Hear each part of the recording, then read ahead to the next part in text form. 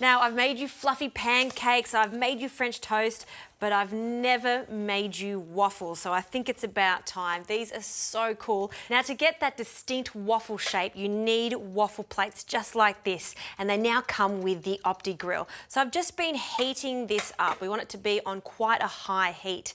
So in the bowl, the plain flour, this is about 300 grams of plain flour, and we need some leavening agents in here. I like the combination of baking powder and a small pinch of bicarb soda just to get that nice crust. So we'll add the bicarb and some baking powder. We'll mix that into the flour.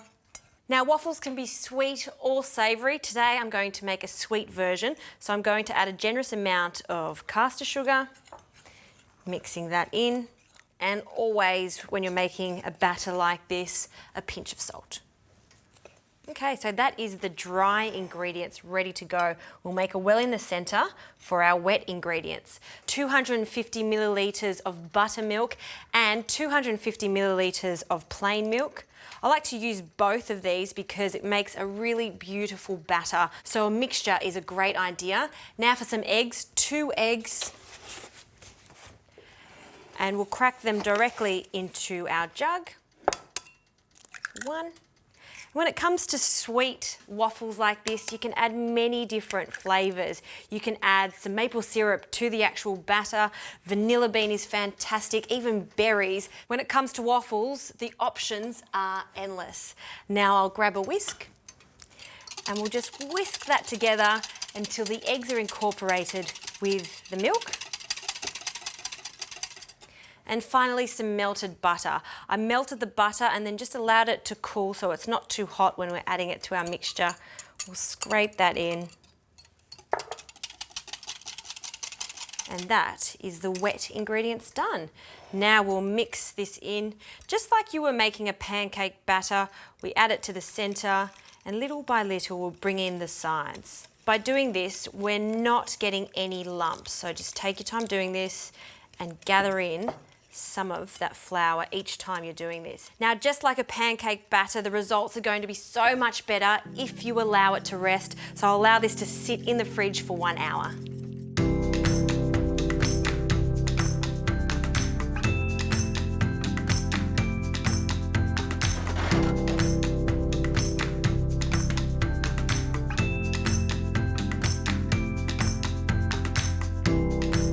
Okay, this batter has been resting for 1 hour, so now it's time for the fun part, which is making the waffles. Now, I've been preheating the Opti grill, and once it stops flashing and you get the solid colour, it's ready to start cooking these. So we'll add a ladle full of the mixture.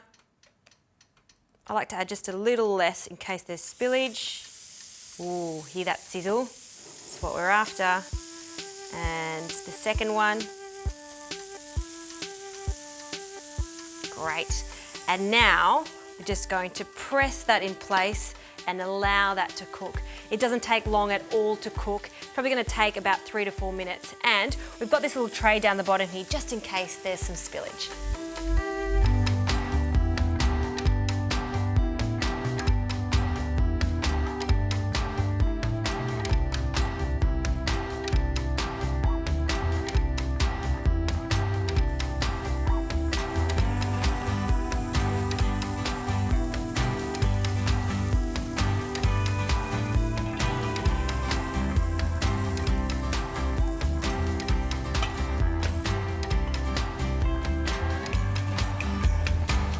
Okay, these have been cooking for 3 minutes and have a look at them. They look fantastic. And the first one and the second one, see how they come out quite easily.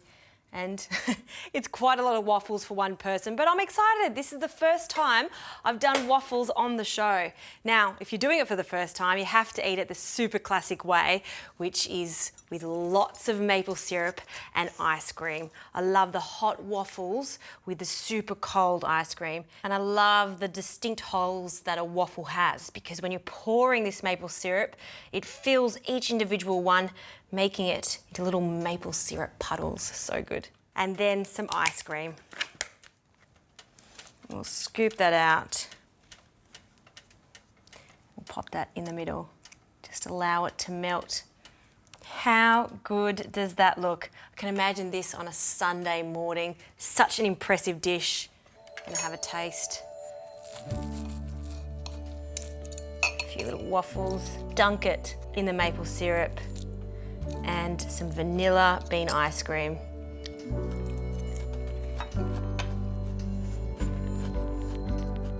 They are so good.